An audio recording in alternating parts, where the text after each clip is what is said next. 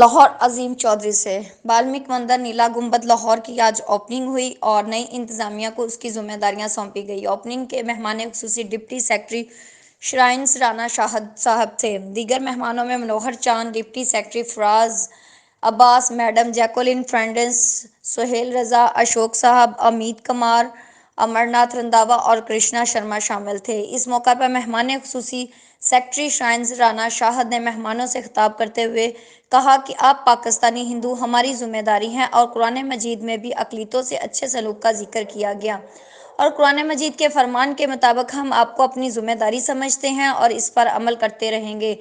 नई इंतजामिया के मेंबरान में मिस्टर कृष्ण प्रेसिडेंट, दीवान चांद Chawla general secretary, member Umeed Kumar Shadani, member Mohandas, member Niranjan Kumar, member Ashok Kumar, member दोरसाल दुरानी, अमरनाथ रंधावा, मेगा आवरा और हारून सदाब शामिल थे। लंगर और पूजा का सारा इंतजाम पाकिस्तानी हिंदू मैनेजमेंट कमेटी की तरफ से किया गया।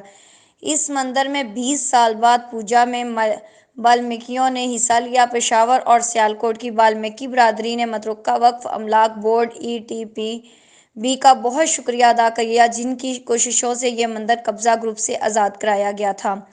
गवर्नमेंट ऑफ पाकिस्तान का और अदालतों का भी शुक्रिया अदा किया गया।